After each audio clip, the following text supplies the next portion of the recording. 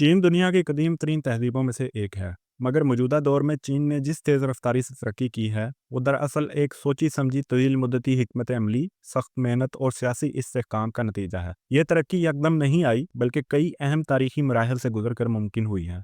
मेरा नाम मोहम्मद रिजवान है और आप देख रहे हैं कौन, क्या और कैसे। 2000 साल पहले जंग और खून में डूबा हुआ चीन एक आदमी के जेर साया आ गया। किन शिन हुआंग, पहला शहंशाह जिसने एक जुबान, एक कानून और एक करेंसी का हुक्म दिया और दीवार चीन की बुनियाद रखी। इसके बाद हान खानदान आया, जहां रेशम के काफिले सिल्क रोड से रोमन सल्तनत तक गए और इल्म हुनर परवान चढ़ा। सदियों बाद सल्तनत टूटी, बटी और फिर दोबारा से जुड़ी, कभी शायरी और फलसफे के सुनहरी तांग दौर में, कभी इजादात और बारूद के सौंग दौर में। फिर शुमाल से एक स्याह तूफान उठता है, मंगोल घोड़ों की टापों और लोहे की तलवारों से चीन लर्ज उठता है। जुल्म की दास्तानें रकम होती हैं, आखिरकार अवामी बगावत मंगोलों को बहा ले जाती है और मिंग खानदान आता है। वो अजीम दीवार को मजीद बुलंद करते हैं, मगर दुनिया से कटकर वो भी कमजोर पड़ जाते हैं। इसके बाद चिंग खानदान ने सल्तनत को फैलाया, मगर मगरबी तोपों और इंग्लिस्तान ने यहाँ ओपियम की बौछार कर दी। जंगों और अंदरूनी बगावतों ने चिंग डायनेस्टी की बुनियादें हिला दी। अक्टूबर 1911 में शिनहाई इनकलाब शुरू हुआ और सदियों पुरानी बादशाहत का खात्मा हो गया। यूं 1 जनवरी 1912 को रिपब्लिक ऑफ चाइना वजूद में आई। ये चीन की पहली जमहूरी हुकूमत थी, लेकिन नई जमहूरियत को शुरू से ही मुश्किलात घेर लेती हैं। 1927 से 1949 तक चीन एक बड़े तूफान में उलझ जाता है। चीन में सिविल वार छिड़ जाती है, जो कि चांग ताइशिक की चाइनीज नेशनल पार्टी केएमटी और माओ जेडोंग की कम्युनिस्ट पार्टी के दरमियान लड़ी जाती है। बीच में दूसरी जंगे अजीम आती है। जब जापान चीन पर हमला करता है तो दोनों पार्टियां वक्ती तौर पर मिलकर जापान से लड़ती हैं, मगर जापान की शिकस्त के बाद सिविल वार दोबारा शुरू हो जाती है। 1949 में तारीख का वो मोड़ आता है जब माओ जेडोंग की अवामी जमहूरिया चीन खाना जंगी जीत लेती है और चांग ताइशिक अपनी हुकूमत और फौज के साथ ताइवान मुंतकिल हो जाते हैं। ताइवान पहुंचकर केएमटी कहती है, हम ही असल चीन हैं और एक दिन पूरे चीन पर दोबारा हुकूमत करेंगे। लेकिन बीजिंग में माओ Zedong people Republic of China का ऐलान करते हैं। सोवियत यूनियन के बाद ये इस दौर का सबसे बड़ा इनकलाब था। पाकिस्तान 1950 में चीन को तस्लीम करने वाले पहले मुस्लिम ममालिक में शामिल था। इस वक्त आलमी सतह पर चीन को सिफारती तन्हाई का सामना था। पाकिस्तान ने चीन के साथ दोस्ताना ताल्लुक कायम किए। माओ जेडोंग ने जागीरदारों से जरी जमीनें छीन कर किसानों में बांटी और लाखों जागीरदारों को अवाम दुश्मन समझकर फांसी दे दी। उन्होंने चीन को ज़राअत पर मबनी मईशत और सनत पर मबनी ताकत बनाने का मंसूबा बनाया। बड़े पैमाने पर सोशल कम्यून्स बनाए गए, जहां लोग इज्तिमाई तौर पर रहते, खाते पीते और खेत या फैक्ट्री में काम करते थे। लोहे और स्टील की पैदावार बढ़ाने के लिए गांव-गांव में छोटे भट्टे भी लगाए गए। ये मंसूबा बुरी तरह नाकाम हुआ, पैदावार कम हो गई और गलत मंसूबाबंदी की वजह से एक खौफनाक कहत पड़ा, जिसमें अंदाजन 2 से 4 करोड़ लोग भूख से मर गए। बाद कल्चरल रेवोल्यूशन के जरिए पुरानी रिवायत और हुकूमत मुखालिफ नजरियात को खत्म करने के लिए सख्त इक़दामात लिए गए, जिनके तनाज़ुर में नौजवानों को आगे लाया गया और रेड गार्ड फोर्स बनाकर हुकूमत मुखालिफ दानिशवरों, असातिज़ा और सरकारी अहलकारों के खिलाफ खड़ा किया गया। इसी दौरान माओ को एक आईनी दर्जा मिला और उनकी तस्वीर हर घर और दफ्तर में लगती थी। चीन ने 1950 की दिहाई में सोवियत यूनियन की मदद से अपने एटमी प्रोग्राम का आगाज किया। शुरू में रिएक्टर टेक्नोलॉजी और मिसाइल सिस्टम्स में सोवियत का ताउन हासिल रहा, लेकिन 1960 में ताल्लुकात कशीदा होने पर चीन ने आजादाना तौर पर काम जारी रखा। 16 अक्टूबर 1964 को चीन ने अपना पहला एटमी धमाका 596 प्रोजेक्ट के तहत लोबानूर टेस्ट साइट पर किया और 1967 में पहला हाइड्रोजन बम भी तैयार कर लिया। यहाँ अगर खारजा पॉलिसी की बात की जाए तो शुरू में सोवियत यूनियन से गहरा इत्तेहाद था, मगर बाद में इख्तलाफात की वजह से ताल्लुकात खराब हो गए और यूनाइटेड नेशंस में भी चीन की आज़ादी के बाद कोई नुमाइंदगी न थी। दरअसल उस वक्त चाइनीज नेशनलिस्ट पार्टी, जो कि ताइवान में जाकर बैठ चुकी थी, वही खुद को असल चाइना की नुमाइंदा तस्वर करती थी। 1949 से लेकर 1971 तक पाकिस्तान लगातार पीपल्स रिपब्लिक ऑफ चाइना के हक में वोट और लॉबिंग करता रहा और 1971 में यूएन जनरल असेंबली की करारदाद 2758 के तहत यह हक पीपल्स रिपब्लिक ऑफ चाइना को दे दिया गया और ताइवान को यूएन से निकाल दिया गया। चीन और पाकिस्तान ने 1963 में सरहदी मुआहदा भी तय किया और कराकोरम हाईवे जैसे ऐसे बड़े प्रोजेक्ट्स पर मुश्तरका मेहनत की, जिसने दोनों मुल्कों को जमीनी रास्ते से जोड़ा और बाहमी रसाई में इनकलाब बर्पा किया। 1970 की दिहाई में अमेरिका और चीन के ताल्लुकात में कुर्बत पैदा करने के लिए पाकिस्तान ने एक नहायत अहम और तारीखी किरदार अदा किया।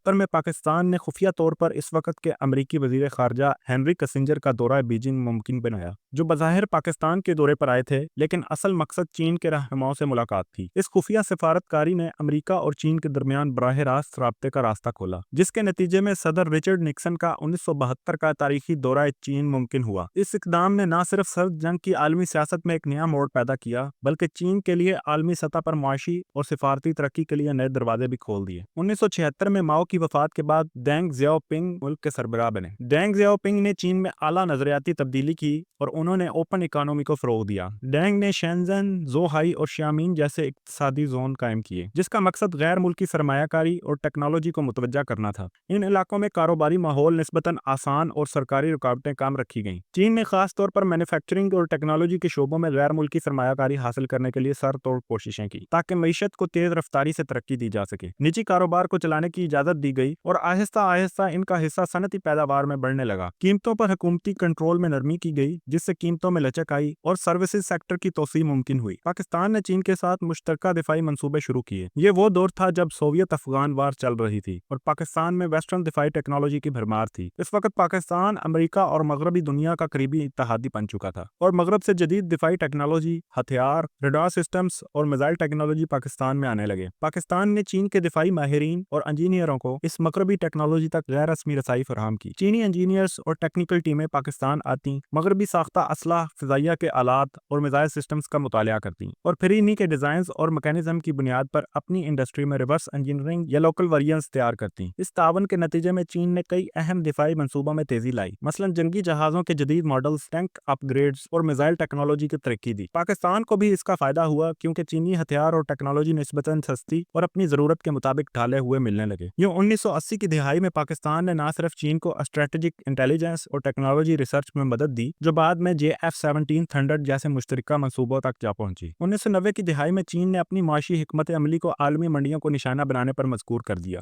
سستی مزدوری، کثیر افرادی قوت اور محنتی ورک کلچر نے چین کو دنیا کی فیکٹری کا درجہ دے دیا، جہاں بڑے پیمانے پر مصنوعات تیار ہو کر دنیا کے ہر کونے میں برآمد ہونے لگیں۔ اس کامیابی کو مضبوط کرنے کے لیے حکومت نے انفراسٹرکچر پر بے مثال سرمایہ کاری کی، جس میں جدید ہائی ویز، وسیع ریلوے نیٹ ورکس، جدید بندرگاہیں اور بڑے پاور پلانٹ شامل تھے۔ 2001 میں ورلڈ ٹریڈ آرگنائزیشن میں شمولیت نے چین کو بین الاقوامی تجارتی نظام کا حصہ بنایا، جس سے برآمدات میں زبردست اضافہ ہوا، غیر ملکی سرمایہ کاری کا بہاؤ تیز ہوا اور چین عالمی سپلائی چین کا مرکزی ستون بن گیا۔ 2007 میں چین نے اپنے high speed rail network کا آغاز کیا، جو آج 42,000 کلومیٹر سے زائد ٹرین ٹریک کے ساتھ دنیا کا سب سے بڑا اور تیز ترین سسٹم ہے۔ اس کے ساتھ چین نے جدید ایئرپورٹس، 1,60,000 کلومیٹر لمبی ہائی ویز اور درجنوں میگا پروجیکٹس مکمل کیے۔ 2008 کے بیجنگ اولمپکس چین کے لیے محض ایک کھیلوں کا ایونٹ نہیں، بلکہ دنیا کے سامنے اپنی طاقت، ترقی اور ثقافت دکھانے کا سنہری موقع تھا۔ اس موقع پر چین نے جدید ترین اسٹیڈیمز تعمیر کیے، جن میں مشہور برڈز نیسٹ اور واٹر کیوب شامل ہیں، جو آج بھی انجینئرنگ کے شاہکار سمجھے جاتے ہیں۔ شاندار افتتاحی اور اختتامی تقاریب، بہتر انتظامات اور عالمی معیار کی سہولیات نے یہ واضح کر دیا کہ چین نہ صرف معاشی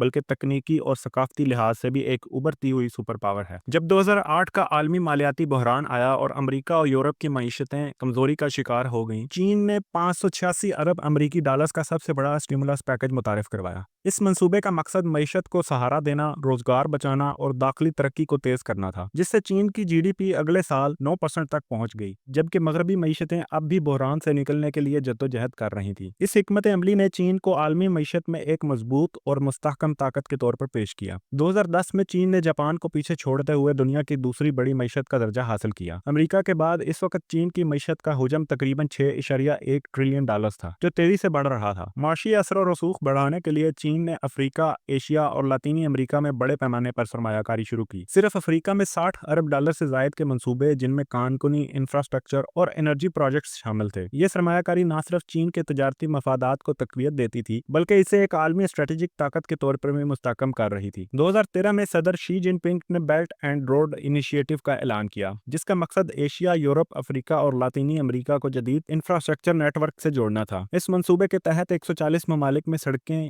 ہائی سپیڈ ریلز، بندرگاہیں، پاور پلانٹس اور انڈسٹریل زونز تعمیر کیے جا رہے ہیں۔ اندازاً $1 ٹریلین سے زائد کی سرمایہ کاری سے چین کا اثر تقریباً ہر براعظم تک پھیل گیا ہے۔ Pakistan economic corridor belt and road initiative کا ایک اہم حصہ ہے۔ گوادر پورٹ اور راداری منصوبے چین کو مشرق وسطیٰ اور افریقہ تک مختصر راستہ فراہم کرتے ہیں، جو عالمی تجارت میں اس کی پوزیشن کو مزید مضبوط کرتے ہیں۔ چین نے 2010 میں ٹیکنالوجی کے شعبے میں غیر معمولی ترقی کی، جہاں ہوائی اور ZTE نے 5G نیٹ ورکس میں دنیا پر برتری حاصل کر لی۔ عالمی مارکیٹ میں جدید کمیونیکیشن انفراسٹرکچر فراہم کرتے ہوئے مغربی کمپنیوں کو سخت مقابلہ دیا۔ اسی دوران ٹینسنٹ، علی بابا اور ٹک ٹاک جیسے چینی ٹیک جائنٹس عالمی برانڈز میں شامل ہو گئے، جنہوں نے ای کامرس، سوشل میڈیا اور ڈیجیٹل انٹرٹینمنٹ کے شعبے میں انقلاب برپا کیا۔ خلائی تحقیق میں بھی چین نے تاریخ رقم کی۔ 2019 میں چینگ E4 مشن نے کامیابی کے ساتھ چاند کے فار سائڈ پر لینڈنگ کی، جو کہ دنیا میں پہلی بار ممکن ہوا۔ چین نے عالمی خلائی دوڑ میں ایک اور بڑا سنگ میل عبور کیا جب اس نے اپنا مستقل خلائی اسٹیشن تیانونگ یعنی آسمانی محل بنانے کا منصوبہ شروع کیا۔ 2021 سے 2022 کے درمیان 3 بڑے ماڈیولز کو مدار میں بھیجا گیا، جنہیں خلا میں جوڑ کر ایک مکمل خلائی اسٹیشن کی شکل دی گئی۔ یہ اسٹیشن 400 کلومیٹر کی بلندی پر زمین کے گرد گردش کرتا ہے اور اس میں چینی خلا باز طویل عرصے تک سائنسی تجربات، میڈیکل ریسرچ اور اسپیس ٹیکنالوجی کی ٹیسٹنگ کر سکتے ہیں۔ چین کا یہ منصوبہ اس وقت اور بھی اہم ہو گیا جب اسے انٹرنیشنل اسپیس اسٹیشن میں شامل ہونے کی اجازت نہیں ملی۔ یوں چین نے ثابت کر دیا کہ وہ اپنی طاقت اور ٹیکنالوجی پر انحصار کرتے ہوئے خلا میں بھی خود کفیل بن سکتا ہے۔ گزشتہ 2 دہائیوں میں چین نے اپنی فوجی صلاحیتوں میں بھی شاندار اضافہ کیا ہے، خاص طور پر نیوی اور میزائل ٹیکنالوجی پر بڑے پیمانے پر سرمایہ کاری کی، جس کی وجہ سے آج چین کے پاس دنیا کا سب سے بڑا نیول فلیٹ ہے، جس میں ایئر کرافٹ کیریئرز، ڈسٹرائرز اور جدید آبدوزیں شامل ہیں۔ میزائل پروگرام میں چین نے ہائپرسونک اور اینٹی شپ بیلسٹک میزائل تیار کیے، جو امریکی بحریہ کے لیے بھی چیلنج سمجھے جاتے ہیں۔ 2011 میں چین نے اپنا اسٹیلتھ فائٹر J-20 متعارف کروایا، جو دنیا کے جدید ترین لڑاکا طیاروں میں شامل ہوتا ہے، اور 2025 میں نظر آنے والے 6th جنریشن اسٹیلتھ فائٹرز اور J-36 بھی ٹیکنالوجی کا شاہکار نظر آتے ہیں۔ 2020 میں کووڈ-19 کے پھیلاؤ پر قابو پانے کے لیے چین نے دنیا کے سب سے سخت لاک ڈاؤن نافذ کیے، جس سے وائرس پر ابتدائی مرحلے میں قابو پا لیا گیا، مگر معیشت کو شدید دھچکا لگا۔ صحت عامہ میں خود انحصاری کے لیے چین نے مقامی ویکسین سنفورم اور سینوویک تیار کیں، جو 100 سے زائد ممالک کو برآمد بھی کی گئیں۔ امریکہ اور چین کے درمیان ٹیک وار نے سیمی کنڈکٹرز اور مصنوعی ذہانت میں خود کفالت کے منصوبوں کو تیز کر دیا ہے۔ چین نے اپنی ڈیجیٹل کرنسی ڈیجیٹل یوان لانچ کی ہے، جو مرکزی بینک کی زیر نگرانی دنیا کی پہلی بڑی اسٹیٹ ڈیجیٹل کرنسی مانی جاتی ہے۔ چین نے دنیا کا سب سے بڑا سولر اور ونڈ نیٹ ورک قائم کیا، جبکہ الیکٹرک گاڑیوں میں BYD اور نیو جیسی کمپنیاں عالمی مارکیٹ میں ٹیسلا کو چیلنج کرنے لگیں۔ 2023 میں شی جن پنگ نے تیسری بار صدارت سنبھالی اور معاشی سست روی کے باوجود چائنیز ڈریم کے تحت 2049 تک سپر پاور بننے کے عزم کو دہرایا۔ اس دوران چین نے فوجی طاقت میں مزید اضافہ کیا اور تائیوان پر دباؤ بڑھایا۔